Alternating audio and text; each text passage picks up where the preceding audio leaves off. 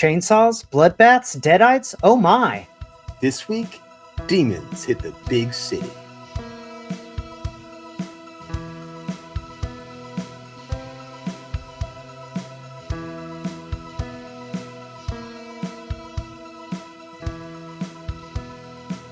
Welcome to our podcast. I'm Brett Hayes. And I am Steven with a PH, and we are back at you with another episode 12 of Horror and the Hater, and we are somehow back on the Evil Dead franchise. This franchise just won't go away. They keep popping up out of the ground like these demons, man. Oh, good news. It is the last Evil Dead. Whew. Until like next week when the new one comes out. So we've been trying to go ahead. Just had a little bit of reprieve, but yeah, Satan keeps coming for you. Yeah, you know, I've been speed running Steven through these things. And I've had fun. I got to watch a new Evil Dead that I've never seen, which was Evil Dead 2. I got to rewatch Army of Darkness. Yeah. I got to rewatch Evil Dead 2013. That's better. So not bad. And the original. I like the original a lot too. So Evil Dead Rise. You already know we've got 2 new Evil Deads coming out. One coming out this year. The next one I think is to be announced, but it could be 2027 or 2028. This is directed by Lee Cronin, who in April released Lee Cronin's The Mummy, which is kind of like an Evil Dead inside of Egypt. or at least in that setting. You know, it's probably better than Army of Darkness. So a little more storyline in that one, I'm sure. Yeah, I'm not a horror hater. I am a hater of Army of Darkness. I'm just not into it. I think I still gave it a positive review, but not for me. He'll have a hand. Lee Cronin will have a hand in producing the next 2 Evil Dead movies. So if you enjoyed this one, we're going to have hopefully some of the same flavors. And if you didn't enjoy it, he won't be the one shooting it. So there you go. You can justify yourself into watching this movie one way or the other is what Brett is saying. Exactly. And I'm going to do it to myself. So I just Stockholm Syndrome myself. I got a notable actor for you. It's Alyssa Sutherland as Ellie, the newly single mother of 3. I thought she was really great. Not as good as the mom, but good as a sister and good as a deadite. Yes. Really good as a deadite. Did a fantastic job, man. Those redheads, they are fiery. And, all right, here we go. Pits of hell just help to add to those flames. So. And my honorable mention is going to Mark Mitchinson. Steven, do you know who that is? Not a clue, buddy. That was Mr. Fonda. Mr. Fonda, shout out. Who utilizes step 1, shotgun. Unfortunately, it got retconned again, and the shotgun kind of no longer works. So we're going to have to deal with even more retcons of how you're able to kill these deadites in this one. But yeah, have like the steps down, man. Yeah, when will we have our steps down? Once you think you got it down, they just go changing things on you. You know, tearing out my heart. It's insane. But my notable actor for this one, you know, I'm going to give my honorable mention to Mr. Fonda as well, just for the shotgun antics. Yes. My notable actor is actually going to be Nell Fisher as Cassie. Love when the kids can come out and really throw their weight around with the big actors, and she did a great job of just staying in it the whole time. She was a little bit awkward whenever we first meet her, and she's cutting the heads off baby dolls to build scepters. But you know what? It ends up being a good idea. Absolutely. So, but no, she crushed it. She did a really great job, and so she is going to get my award for this episode. If you want to see more of her, then you can watch Stranger Things season 5. Never seen Stranger Things. It's not a single episode. Oh, well, I can tell you right now, the first season's really good. I liked a few of the seasons. I'm not a Stranger Things hater, and I also didn't hate the last season either. So, but the Yeah, really, really, really solid show. So you should probably do that. Well, I have a lot of horror movies to watch, so I just don't know where I'm gonna find the Oh time. yeah, he's found the love already. You know, he's got so many horror movies to watch, and probably ones I haven't even told him. You know, so Said I yeah. have to watch a lot of horror movies. Oh, That's okay. yeah. It's, Do you have another actor? Do you have a horrifying performance today? I really didn't have a horrifying performance. This one was one that, like, I think with the modern movies, you can get a little bit more where that you don't get those just absolutely terrible brick performances from folks. So I don't really have a horrifying one. And even our boy Danny, after starting this whole mess, he's not like an Eric. He doesn't have the pretentiousness of Eric, and so I can't really hate on the kid. He does his best with the cards that he actually did deal. Unknowingly, and also he's a child. The curiosity of a young boy. We let a few things slide. Eric, you're a man. Get it together. Fuck you, Eric. I love Eric. Anyway, this budget. So I saw 15 million, and then I saw other things that said 19 million. I like to err on the side of whichever one was more expensive, because that sounds more right to me. So a budget of 19 million. Steven, I'm going to tell you this: it was a huge financial success. What was the box office? So if I remember correctly, the last Evil Dead that we did came in just shy of 100 mil. So let's bump this guy. Let's bump it up to 125. 125, Bob. Which is an amazing number. That is a huge financial success. This one went on to get 147 million. Ooh. Absolutely crushed it. Definitely gave them the juice to say, yeah, we're going to make 2 more of these things. Yeah. So, if you're netting over 100 mil, that's fantastic. Well done. Yeah, and I'm one of those people. I'm not a trailer guy. I try my best to stay away from trailers for movies. People send them to me, and I just heart react them and say that'll be cool, and I never watch them. Wait, what? Oh no! I want to be surprised when I go, and I want to walk in like the little. Do you do that with all the things that I send you? No. All right. So, anyway, I'm kidding. No, it's really just with trailers. Trailers. That's where I draw the line. I won't watch trailers. IMDb gave this thing a 6.5 out of 10. Rotten Tomatoes a 76%, and Letterboxd 3.1 out of 5. Summary of this movie. I got to read it a little bit. I'm going to get tongue tied. I did write these words, not AI, which is why it's not going to be as good. One of the 3 volumes of the Necronomicon resurfaces, but this time is accompanied by some old vinyls in which an aspiring trap DJ spins that shit and awakens the Deadites once more in our 5th installment of the franchise. We're in an apartment building. It is being it's like marked for demolition, right? Everybody has to get out. There's very few inhabitants left, and an earthquake happens. These kids have gone out to get pizza while their aunt and mom catch up. And unfortunately, the vault that this Book of the Dead is housed in is opened.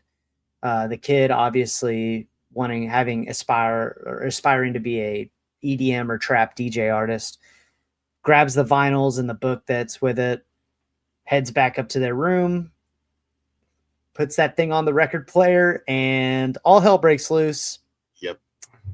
Walk us through it, Steven.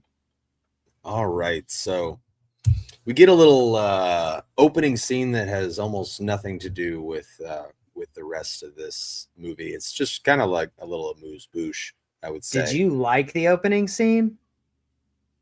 It was well done, but at the same time, I was just like, okay, did this demon, is that the one that came to LA, or are we just reminding people what these motherfuckers do? So we are reminding them what they do. We are reminding them 10 years. 12 years. We start on on one of our lovely POV shots of something flying through the trees of a forest. We know by this point what that is. It's probably a demon.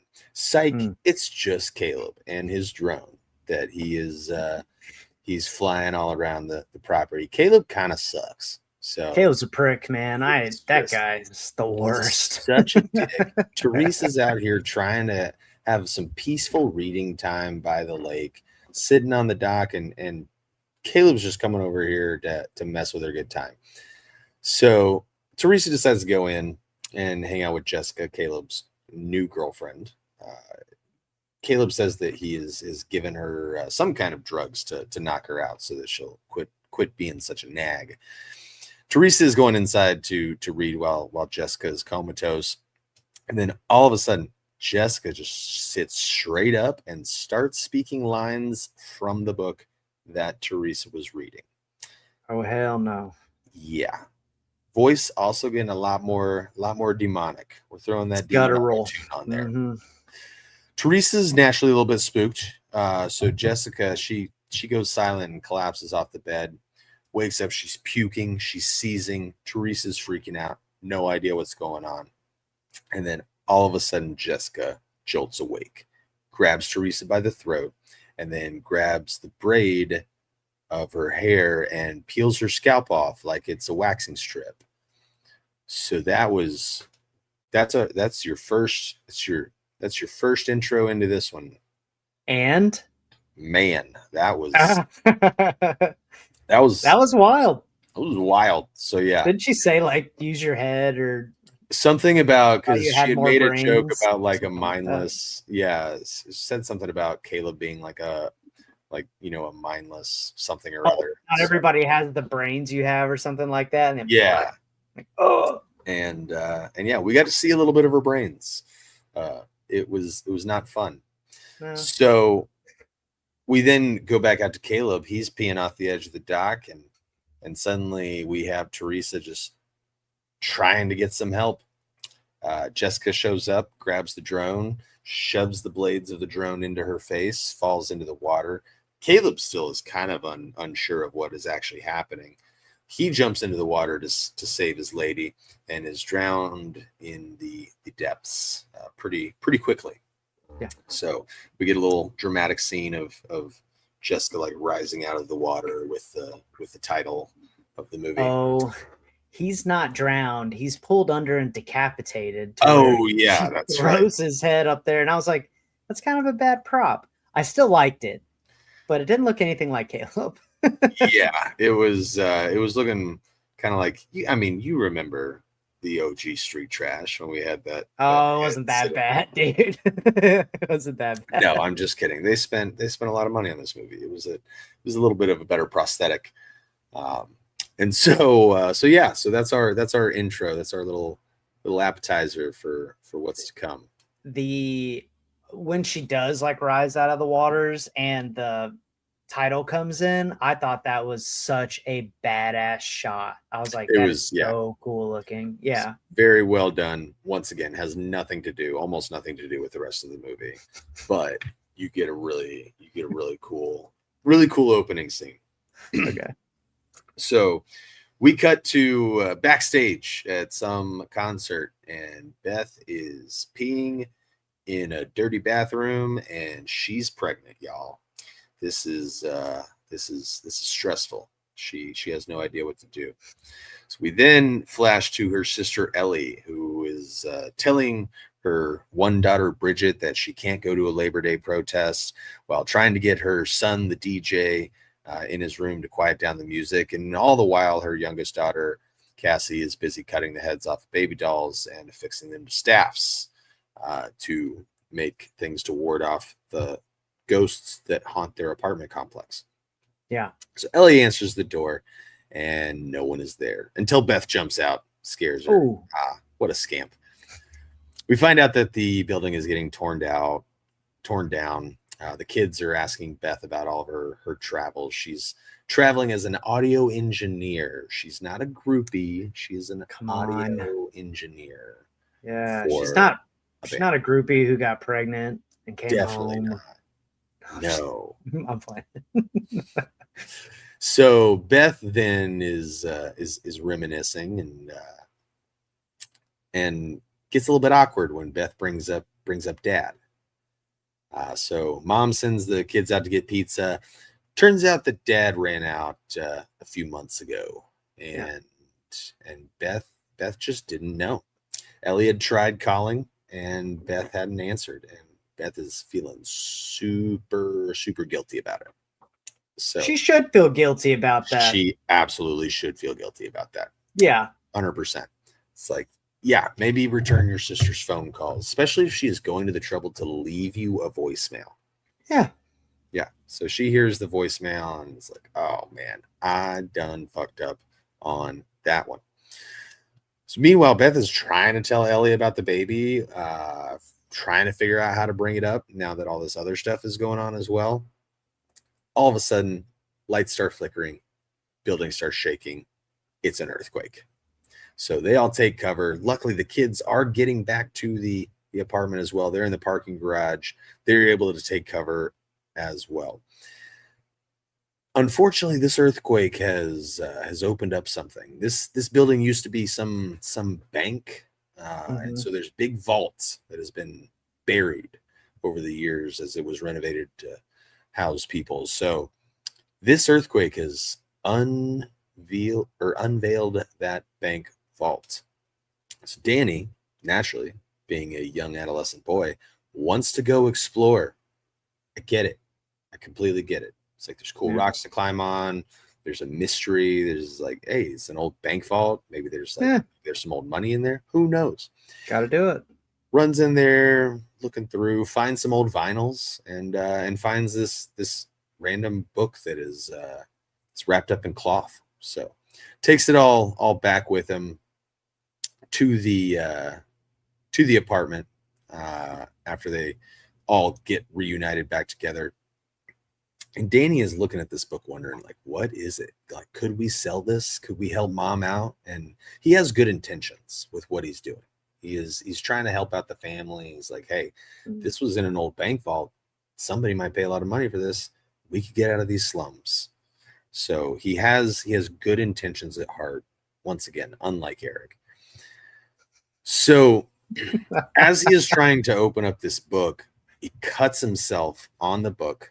Classic Evil Dead. Blood drops onto the book, and then it just opens right up after that little sacrifice. That was the cool thing, and it was part of Army of Darkness that we saw that book where it bit him on the hand or whatever. That's right. So I liked it. It is a more modern look of the book, but I like both of the looks of those books actually, because those books had nothing to do with what I saw in Army of Darkness and why I didn't like it. But yeah, I liked that part of it. I was like, oh, shout out. There's the third Necronomicon. Yes. So they're chatting about this book, trying to open it, cuts himself. Book opens up. Danny is enamored by it. Bridget is not feeling it. She's like, you should probably put that thing back where it came from. So we cut over to Beth and Cassie about to take a bath. We find that Cassie has this weird fear of water because she got stung by a jellyfish. Danny, meanwhile, is dusting off some of those old vinyls that he found, puts one on. Finally able to get the speed right, and he hears a recording of a priest tell how he has found one of the 3 volumes of the Book of the Dead, and he wants to translate it. Rest of his priestly brethren, not super excited about that prospect. They want to burn it. Good on them. They got the right idea. But he's like, no, we can use it for good. So you know what? I'm going to do it. He's being Boromir right now. He's like, we can take one ring and we can use it. Just put the Lord of the Rings counter up. We're gonna have another one that happens in this episode as well. I can guarantee it. So he wants to use it for good. We go to another one. Record continues, and now the priest has teamed up with a couple of his other priestly brethren that were on his side, and they're translating the book in secret. Is it the Fellowship? It's not the Fellowship. No, This is we're off of Lord of the Rings. Don't worry. Oh, We'll come back. Got it. So Screw Father Littleton. Okay, Father Littleton, you are this episode's Eric for going out and just speaking those passages, putting it on vinyl. You really think you needed to just like preserve the crisp tones of those demonic words on Some people just vinyl? like to hear themselves talk. That's what I have decided for this Yeah, guy. that's probably what it was. Now, to Danny's credit, whenever he starts hearing the demon words, he tries to shut off the vinyl. Too late. Spirit has taken over. DJ Demon is now on the turntables, and he is spinning it. So, Demon releases the record. Demon released by the record flies straight into Ellie, knocking her down. She's stuck in the elevator. She starts hearing things. Something is in the elevator with her, but she can't see it. It starts like ripping off her earrings. Something invisible is punching her around. Stray electric cord comes to life of its own, grabs her by the throat, and we get our obligatory Evil Dead scene of some woman helplessly held by all of her limbs suspended in the air. So check that box for the Evil Dead franchise. We have filled that that portion of the show. It's an obligation. It is at this point. You have to have weird demon cords or tree branches or something. Grab a woman against her will. The people want what the people want. I don't want that, just for the record. But he's people watched 5 of them, so probably. I just want to do a podcast with my friend. So in the apartment, Danny's like, you know what, we should probably close this book. Ellie returns and she starts cooking in the kitchen. She's not doing too well. She is using way too high of a heat. You do not ever need to get a cast iron pan up that high. Okay. And then also there's way too many shells in those eggs. She's being really, really careless with the one hand crack. It takes some finesse. I understand. She's just chucking them in there. So she's catatonically talking about all these old happy stories, and then those happy stories start to turn a little bit dark. Quick question, Brett. Have you ever missed somebody so bad that you just wanted to cut them open and crawl inside their body so that you could be together? You know, I don't. No. No? Okay. Maybe we just haven't known true love. But that was kind of the vein that Ellie was feeling. And so Ellie then just goes full demon mode. We're talking vomit, spider walking, head twitching, weird auto-tune voice, whole 9 yards. Last little bit of Ellie that is still left in there is pleading with Beth to just keep the kids safe before she collapses. So Beth then recruits a couple other guys from the building to come out and help. They got Ellie's body laid out on the bed, and one of the men asks if they can say a prayer. So they join hands and begin to pray and try to figure out how to get out of this building. So Beth is sitting there with Ellie's body, just wondering what to do about really everything. What do we do about this situation? What do I do about this baby inside me? This earthquake has probably screwed up some things. So, there's obviously going to be a lot of problems whenever you go back to normal life, if you do. So she's wondering what to do. She's holding on to Ellie's limp hand, and suddenly her phone starts playing the voicemail that Ellie left for her. But all of a sudden it cuts out to Ellie saying that she is burning alive and that she needs help. Phone shatters. Ellie sits straight up. The fly on the eye was a fun little effect that we got. But Ellie sits right up and she's not looking well. So they're trying to get her into a bath to cool her down. She bolts up out of the tub, just full Spider-Mans herself onto the ceiling. Yeah. And is screaming at them. She's completely gone. Mommy is with the maggots now. That is the quote.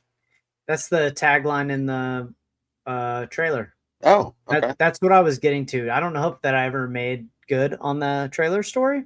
It was that I saw this trailer on accident, and that's what I remember everybody saying after seeing it. Mommy's with the maggots now. So at this point, Danny knows what he did. and he's a little bit broken up for it. So she is lurching forward. She's got a shard of broken mirror that she stabs through Beth's hands, which, by the way, I feel like one of our next tournaments of terror, we should just rank all of the weapons, because shards of glass I feel like would do very well in the bracket. It might be like a rat's where it's not seated very well, but it could come out on top of chainsaw. I don't know, dude. Chainsaw against glass? Never know how the seating's gonna lay out, man. I didn't think There's no rats way. was gonna be Midsummer. I knew it. Never know. But we get another broken shard of mirror. That is, if you're ever in a sticky situation, just break a mirror, and They did it in not bad luck. They did it in Vacancy too. They did it in Vacancy too. I'm telling you, there's probably at least a plurality of the movies that we have watched, someone has used a broken shard of glass and or mirror as a weapon. Yeah. So the demon starts talking shit to the kids now before attacking Bridget. Danny's able to clock her with a chair, just Royal Rumble style, before she can do too much damage. Gabriel then returns, and Ellie jumps his bones, just not in the way that he'd like, probably. Bites out his eye and then spits it into another guy's mouth. So, dude, that was one where it's like, okay, the spitting it into the mouth was just a little bit too slapstick. You knew that they were gonna try to, throw a little bit of comedy into this one, because they didn't have any in 2013, pretty much, except for every time Eric got attacked viciously. Yeah, but the eyeball thing kind of took me out for a minute. But I remember the first time I watched it, I was like, "Oh shit!" So it was effective. Yeah.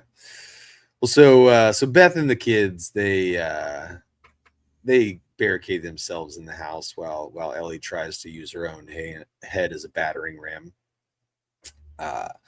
Ellie finishes off Gabriel while we watch through the keyhole, and then Mr. Fonda comes in with the shotgun to save the day. Yep. Unfortunately, we have retconned this yet again, so shotguns don't do much. So rest in peace, Mr. Fonda. Rest in peace, Mr. Fonda. You tried, man. You really tried. You tried your best. So Bridget, she starts asking Danny about the book, and he's saying, "Yeah, no, it's all my fault." So Danny shows Beth the book. Bridget is nursing the cut on her face that the demon left there. Demon L outside is singing through the door. Cassie's walking nervously towards the door. Might work on Cassie. You never know. But we go back over to Bridget. The cut on her face, it is starting to grow. Here's the thing. We know what happens now if you get cut by a demon. You're gonna become a demon. And so black goo starts oozing out of her face. It's a good thing she's in the kitchen, because she is cooked, y'all. Oh my God. Boo this man. Cassie talks to her mom through the peephole. Ellie is trying to get her to open the door, and she ends up unlocking the bolt. Demon arm comes ripping through, grabs Cassie. They're able to get her safe and get that door back closed. We then have Demon L. She's starting to get personal. She's calling Beth a groupie slut, talking about her bastard child and all of this stuff. It's kind of wild. It's getting real personal. So Beth then goes looking for Bridget and finds her crouched on the counter, much like Gollum from Lord of the Rings, added under the counter. Oh my God. She, instead of eating a tasty fish, she is eating a wine glass. I know the glass is like supposed to like bring out the flavor and stuff, but I don't think you're actually supposed to eat it. Maybe they smoked the glass first, that was like a trend at the time. Yeah, it's not like one of those cookie straws where you can just use it and then chow down. But she says, "I gotta kill the creepy crawlers that got inside my tummy." And let me tell you how much I hate that line. That was Like the moment she said it, I was like, oh my God, shut up. Kill her. She dies now. Yeah. I can't stand it. The creepy crawlies and what is In she? her tummy.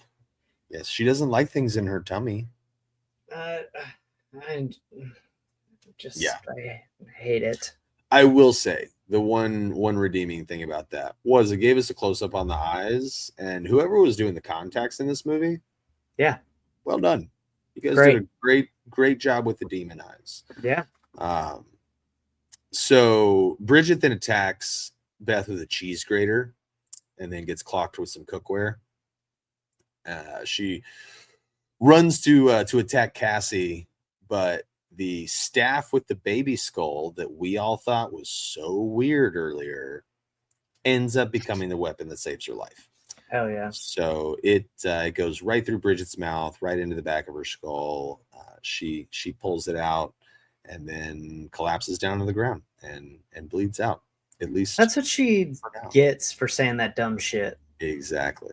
Hey, she didn't have any creepy crawlies in her brain anymore. Those were all cleared out. Good riddance.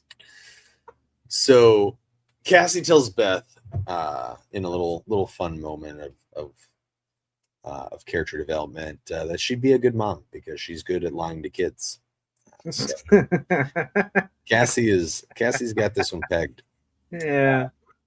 Danny has tried to tie up the body. So like smart kid when the bullets are flying, he's at least thinking of these things, unlike some people that are just like, oh yeah, I know my friend Eric just died and every one of my other friends has turned into a demon, but we're going to leave him in the basement real quick while I go do some other stuff. Definitely not going to dismember him before we get to work. That couldn't have been David, right? It couldn't have been David. So Danny has tied up the body. They decided they have to go back to the record for clues, and Beth is able to use her groupie skills. I mean, her audio engineering skills to make a record player work. So we get yet another thing. We had the mechanic making the defibrillator out of a battery and some weird needles and stuff, and now we get the audio engineer making a functioning record player. So she puts on headphones, I guess, so that the demons outside don't hear what's on the recording. Maybe a reasonable thing. But the priest that comes over on this recording is saying that you guys are basically fucked. We can't burn them. Yet another retcon. Fire doesn't work this time, y'all. They just dance in the flames and make fun of you. So,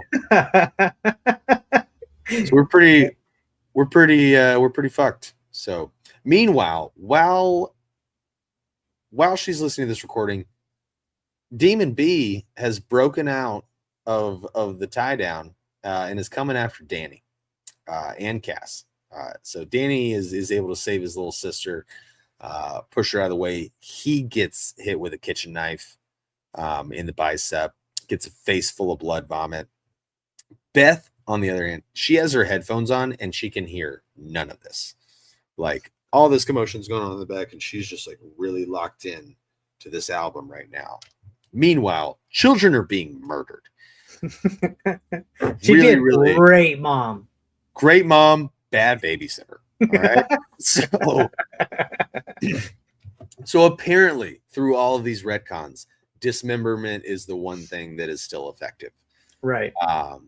Well, and it's still not, though. It never has been.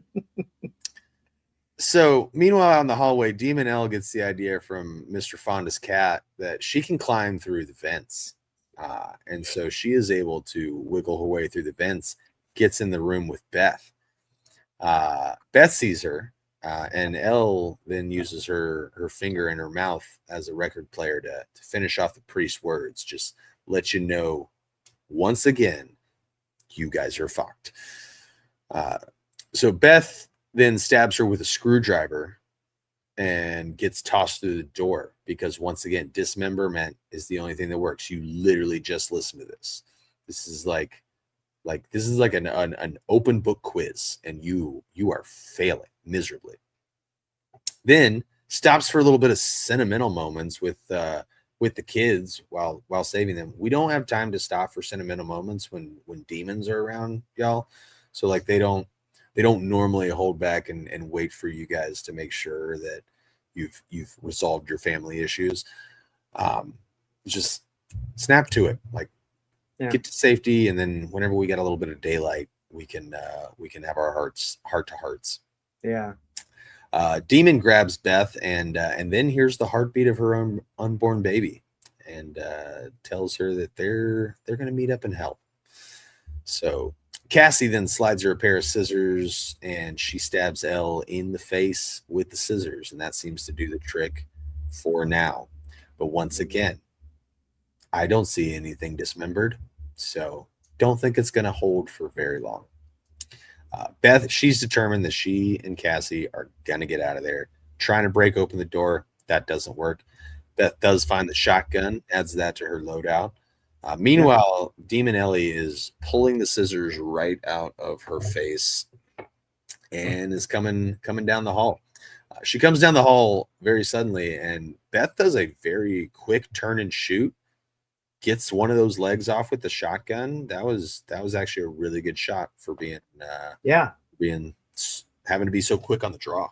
Oh yeah. So Demon L tries to come at Cassie and trick her with the "You're my daughter, we're gonna be a family." Cassie is not buying it. Smartest kid in the bunch. Absolutely. Now, unfortunately, Mr. Fonda is a demon, and he wants his gun back. Rest of the family of demons joins in, and so everybody, the whole gang's there.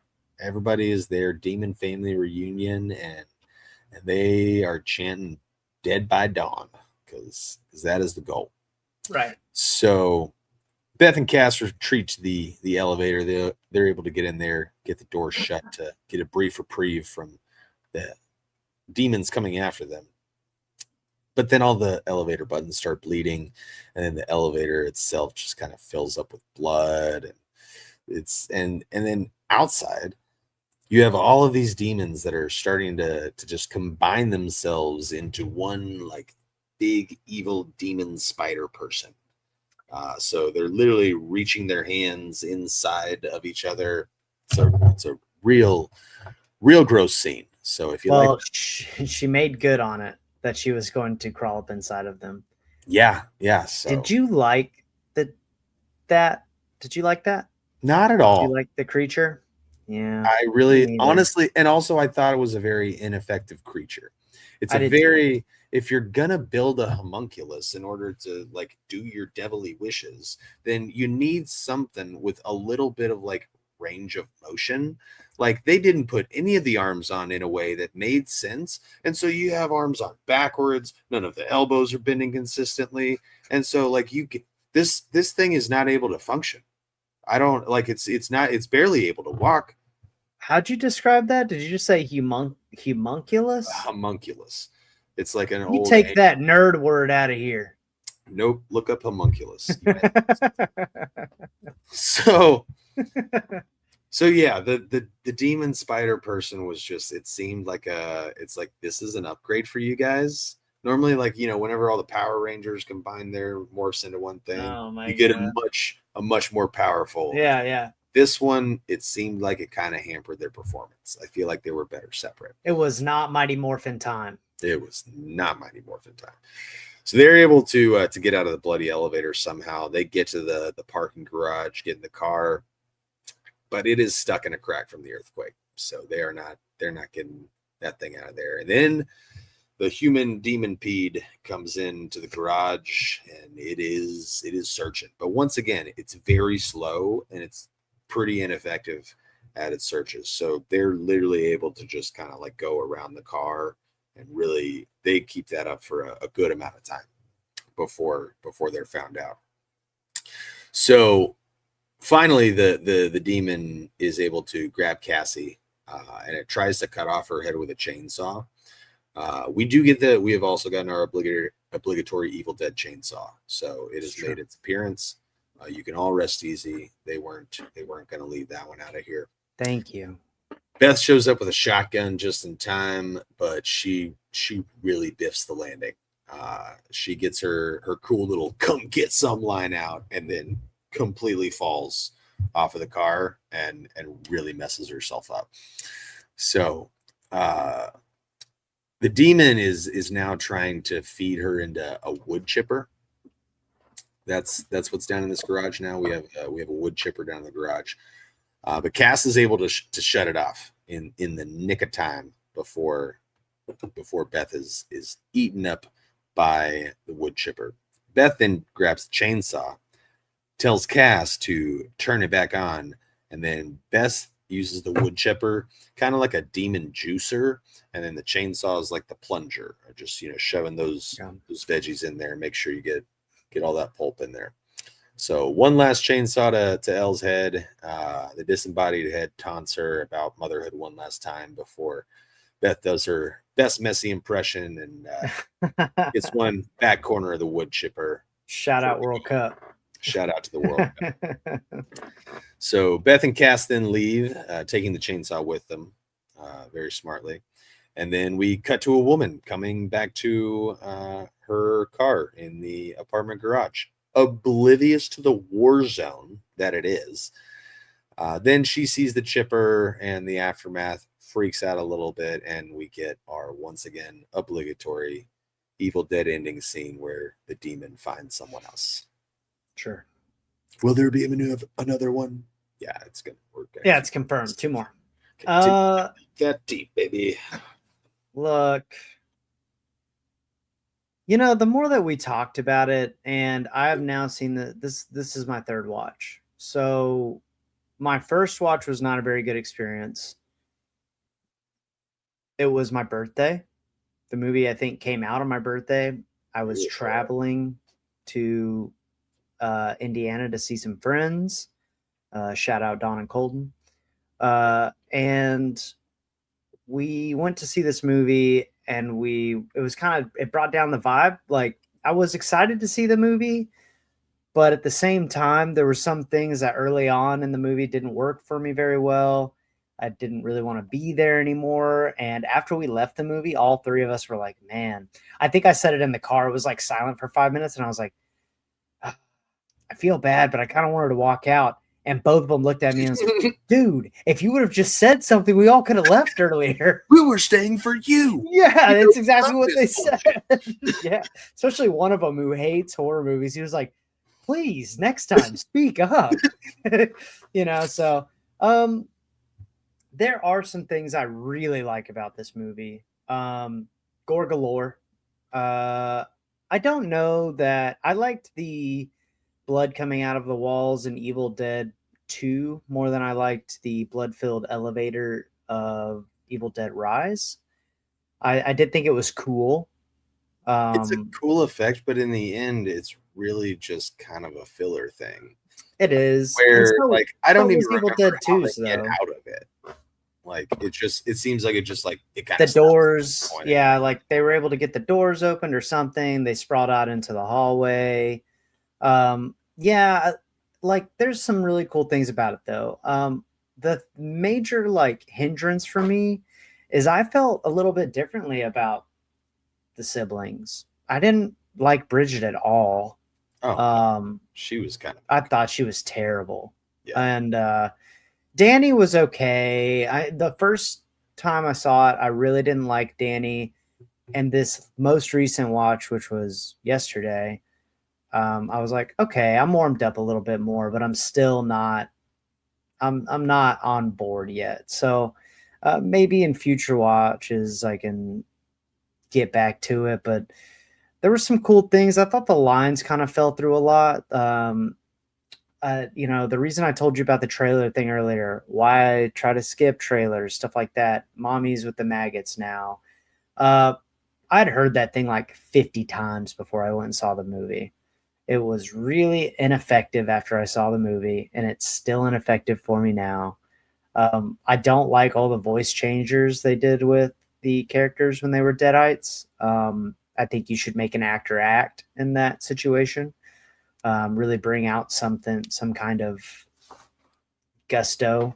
But Yeah, there were some cool action scenes, minus the eyeball, which was kind of funny and kind of just shocking, really. The standing on the countertops eating the cup Eating the glass. was effective when I first saw it, and then Yeah. when the moment she spoke her lines, I was like, okay.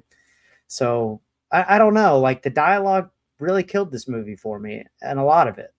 Um, It also yeah, felt like they tried to kind of shoehorn in some of those Ash type lines of, it's like the suck on this bitch kind of thing. yeah, And it really just the delivery, it didn't mesh with the rest of the movie because they're right, with those ones you had a little bit of a, you had that comedy aspect to it that was present earlier in the movie. And so whenever you have those super cheesy dramatic hero lines, you're more on board with it. And with these, it's just like, okay, you're saying this because that's this point in the movie and you have nothing else to say.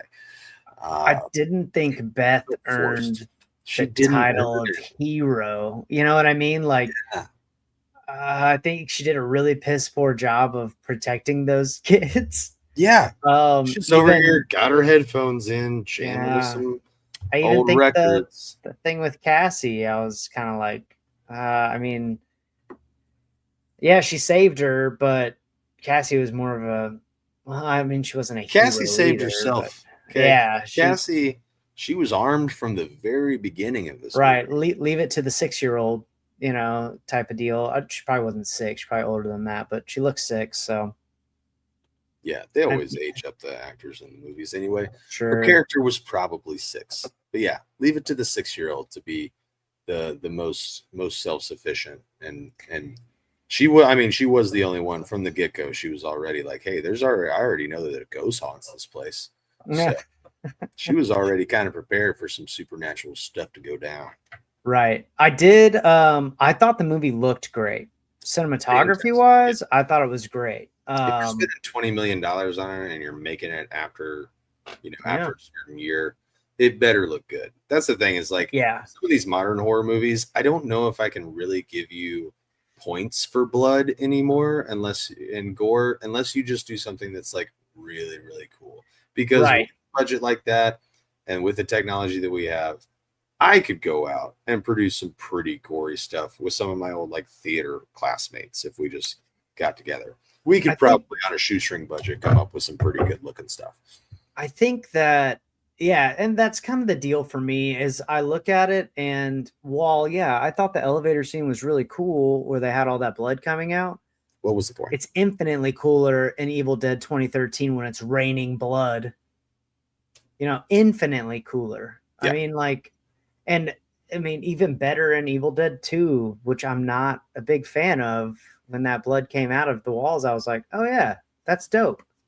Like, I like this. So I jump back and forth on my rating for this movie a lot. Um, Before I get to that rating, I want to bring up one more thing. In the other movies of Evil Dead, you can kind of get away with being like, well, book's been stashed here. No one really knows how long. No one knows the origins of how it got here, but it's here. And this one, they go through the trouble of saying a Catholic priest locked it in a vault away from everyone in 1920, whatever. Get a lot of exposition from those records. My issue is a Catholic priest would almost, if they knew that it had this kind of power, would 100% be taking it to the Vatican. It would never see the light of day ever again. Yeah. No, because here's the thing. Let's be, if we want to get a little bit more realistic, that council that he was first talking to, that might have been, some guys. If any one of those guys let the Vatican know that he had that, yeah, no. He's not going to have time to translate it. Are you kidding me? It's Nope. like the Vatican. They're scarier than the CIA. Okay? Yeah, they're ruthless. Like yeah. You think the Knights Templar don't exist anymore? Okay, that's cute. But no, these guys have modernized, and the Vatican would have shut that shit down immediately. Mm-hmm. Now, would they have probably translated it in their secret underground tunnels that they have? That's another movie. But yeah, Vatican would have shut that down. I do like how obviously they set Danny's character up as this aspiring EDM trap artist, or he's able to slow it down, and you know, it works out and it sounds, sure he gets it to make it sound good, and that's awesome. Like I like that part of their character. Yeah. It's the scissors. You better not be playing with my scissors, and throws them under a bed. I've never seen a kid do that. I've seen them like take the scissors, hide them, and kind of roll it back somewhere, put it on like the countertop or something like that. I mean, it's the convenience that the scissors will be there later. Again, the suspension of disbelief, we've talked about it a million times, and I'm always there with them. But that kind of stuff, it's like where you're just setting yourself up later, and bothers me. Yeah, doing it lazily as well. So, with all of that being said, I came in here with a different rating. I think I'm going to give this. I still like this movie. I think I'm going to give it 3 stars. I think it's fine. My biggest issues with it are not even what I've really mentioned. It's that I'm going to have a hard time rewatching it. There's better Evil Deads out there in my mind. I think the original Evil Dead's better. I think Evil Dead 2013 is better. So it's going to be hard for me to rewatch it. It kind of feels like whenever they, remade Ghostbusters with a female lead, and it's just like, all right, that was fun, but Yeah, except I mean, I liked the female lead better in Evil Dead 2013 than I liked the original Evil Dead, which I know is sacrilegious. Like Ash is, on the monument of those final horror people. But it just, I don't know, man. Like I don't like Beth that much. Like I don't dislike her. She doesn't do anything that makes me not like her. But she also doesn't have a ton of redeeming qualities that make you want to root for her in a way. Exactly. And there's like an issue with that because there was another movie that I'll have you watch at some point. We got to run through the Hellraiser franchise. But the newest Hellraiser came out, I think around the same time or maybe like a little bit before it. And it was pretty good, except the main character I felt was the same way. There's like really no redeeming qualities to this person. It's hard for me to root for them. Or like in her case, not that there was anything good or bad. Beth just, I could care less. Like she just was. Yeah. And at least in Hellraiser, I was like, oh gosh, she's just a terrible person. So you kind of just want to watch her get hers. I won't spoil that, but that can at least be more enjoyable. Right. For me, I did like how they tied it back to the beginning of the movie. Because yeah, you're right. Like when you first watch it, you're like, why are we at this cabin if nothing else is happening at this cabin? Besides like a cool effects, like, hey, you see us peel this lady's head back? That's what you're in store for. This dude just got decapitated. Okay. She just rose out of the water. You got a badass title sequence. Let's go. It's Evil Dead time. Yep. And you're like, we spent some money on this, y'all. Yeah. And then you go to the rest of the movie and you're like, all right. Cool. Yeah. So 3 stars for me, man.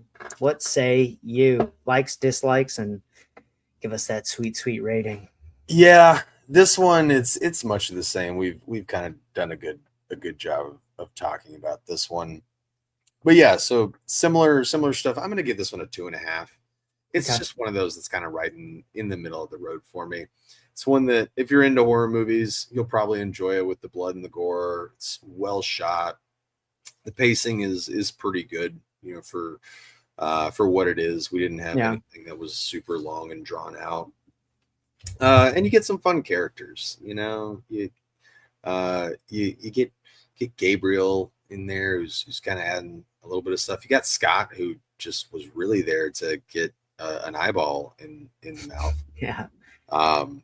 So yeah, like it's okay, but it's just like there's nothing about this that really gives me any desire to watch it again. If I never see this movie again, I will not shed a single tear for that. Would you recommend this movie? Once again, if you like horror and you like the blood and gore, if you like blood and gore, this is a movie that you'll probably enjoy. But if you're just looking for an intriguing storyline, a suspenseful thing, something to keep you locked in, characters to love, we can find something else for you. Maybe try The Rings. Yeah. Jesus. Just and they're still gore and blood. They just want. Oh my goodness. Not well. Yeah. I am excited though for the new release. Evil Dead Wrath, I think is what it is. Evil Dead. I should have looked that up. Yeah, it's something. It's either this one coming out as Evil Dead Wrath or the one scheduled that has a TBD on it is Evil Dead Wrath. Anyway, this new one, I'm super excited about it. I'm still gonna see it when it comes out. I'm ready. I hope it crushes. I just, I hope it follows the 2013 formula. I want smart writing to get us where we're going to be. If they're going to start explaining it, like if they're going to lock a book away, I want to know why it's there, not somewhere else. And how it got out. It's time to learn a little bit more about the one thing that we talked about was the biggest missing part of Army of Darkness. Yeah, that's the lore of the fucking book. Yeah. You have all this ancient, you could do so many things with it. Right. And you're refusing to do any of them. And it seems a little spiteful. I'm ready. I want to see it bad. So hopefully either, I know I'm still going to watch them, like whether they're good or bad, but I have no like thought in my mind that it's not at least going to get a positive score walking out of the movie theater. I'm pumped. I think it's going to be great. Yeah. I won't send you any trailers. You don't have to worry. Don't worry. I'll just heart react and say, that'll be so cool. Right. But yeah. I'm going to have to start quizzing you on the reels that I send you now just to make sure. It's just like, what color was this person's shirt? What was the name? You're going to have to submit essays on it or something. Because I need to know now. Don't do that. Don't do that. This has been Horror and the Hater. We'll catch you later.